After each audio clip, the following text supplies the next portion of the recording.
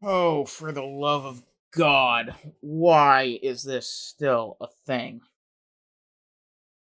Of course, if you haven't seen already, Michigan is expected to suspend head football coach Sherrone Moore, and he will miss the game against Central Michigan and the game in Lincoln against Nebraska. Obviously, they don't want him to miss game. Well, they don't want him to miss that second game in Norman, Oklahoma, because that is where Sherrone it that's Sharon's alma mater, which is understandable. And I mean, that's a once in a lifetime sort of game, and I but nonetheless, this story has gone completely and totally out of control. They this thing this is one of the aftershock waves of the whole sign sign stealing scandal, because this particular suspension is coming from more deleting text messages from with Connor Stallions, and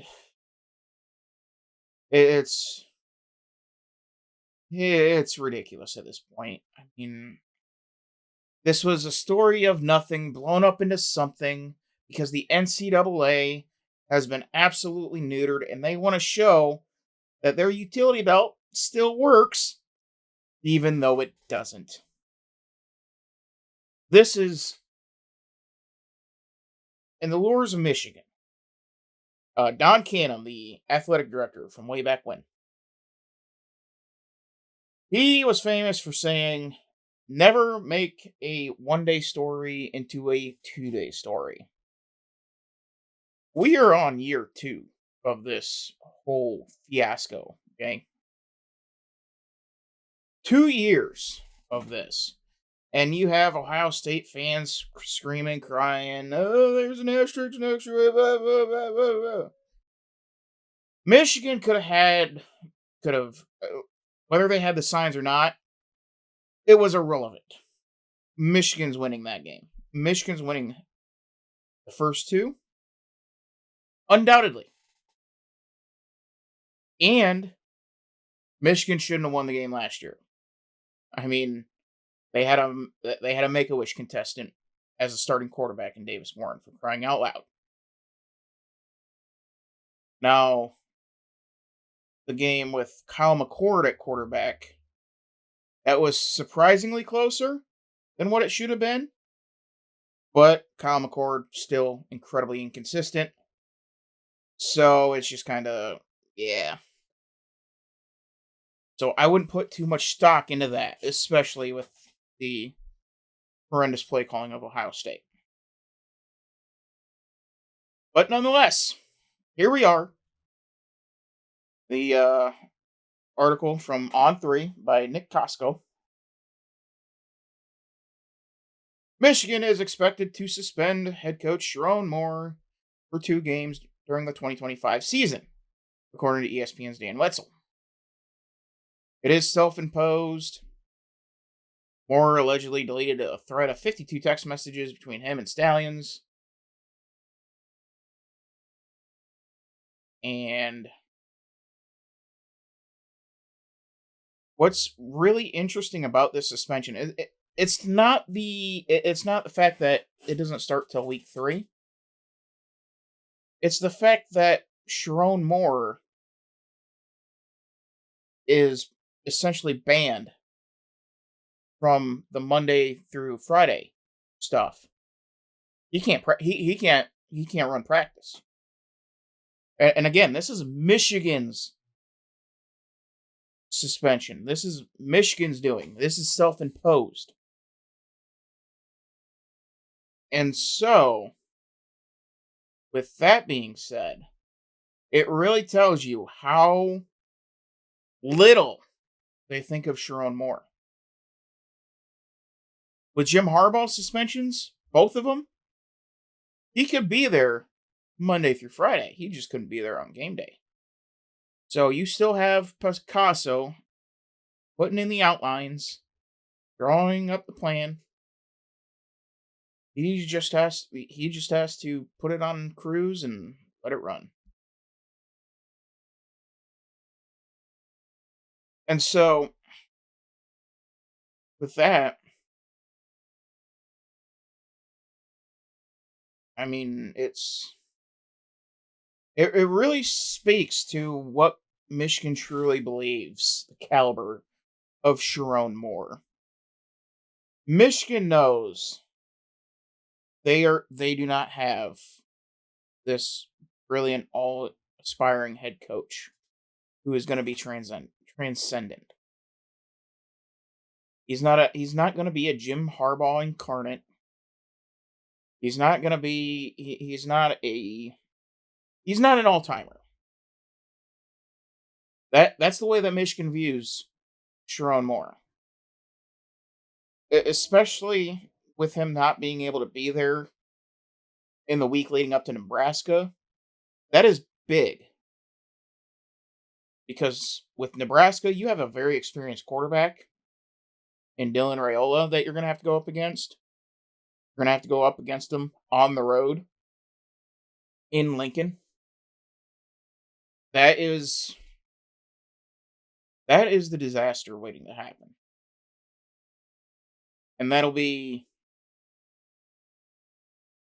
will be a true blue road test for who we expect to be the starter, Bryce Underwood, who is a true, like I said, a true freshman on the road in a hostile environment without Sherrone Moore, without the head coach.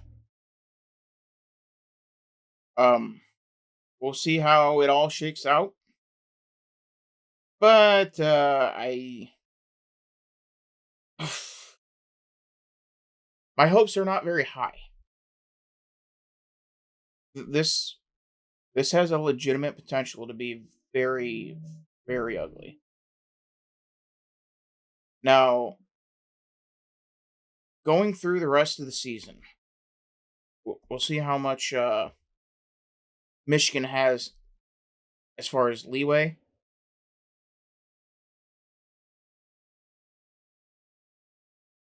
With their schedule, because I don't believe they don't play Oregon.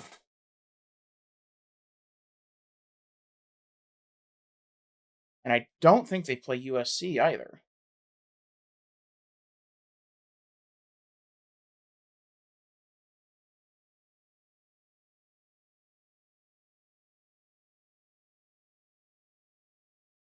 Is take a look here. So, and it's still loading. So we got New Mexico, and then they go to Norman. Those are the two games Sherrone will be there. And then Central Michigan, and then at Nebraska. Obviously, they'll beat Central Michigan. I'm not too concerned about that, but Nebraska in Lincoln against a veteran quarterback with a good coach in Matt Rule, that is a disaster waiting to happen. And then Sherrone Moore comes back for a game against Wisconsin. Who knows what we're going to get out of the Badgers? We got USC. It's in LA, so who knows? Washington beat them last year. Washington beat Michigan last year. But it's at home. At Michigan State, Sparty's going to be improving. This could be a coming out party for Jonathan Smith and the Michigan State Spartans. And then they got Purdue, Northwestern, Maryland, at Maryland, and then they have Ohio State. So they could afford to lose. I think they could afford to lose one and still be okay.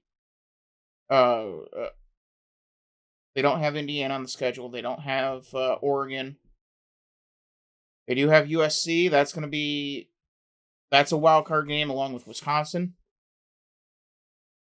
And then obviously Ohio State. all bets are off there. So it seems like a smart strategic move for for Michigan. Now, if they're able to beat Nebraska, then they only need to beat one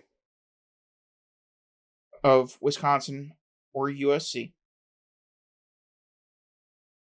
But this is a little bit of a murderer's row here with Nebraska, Wisconsin, Southern Cal, and Washington, and then Michigan State.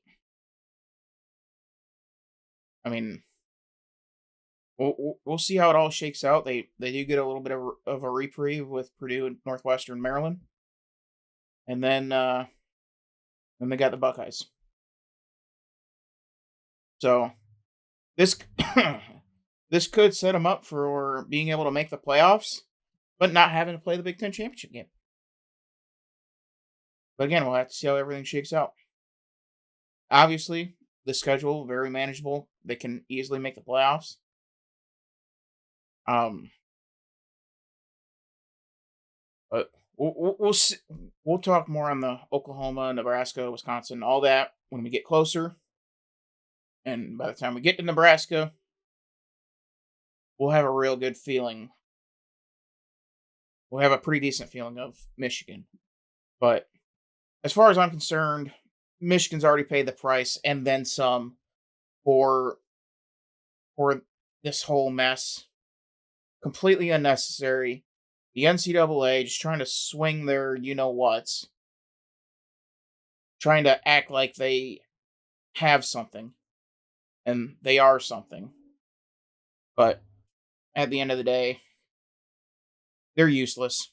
The NCAA is useless, and no matter what they do here, they're going to show they're just a useless nuisance when it comes to college football. And hopefully, this is a catalyst for college football to start moving away from the NCAA and do their own thing. We'll see how it goes. But until then, make sure to like the video, subscribe to the channel, follow on Rumble, and we'll see you guys in the next one.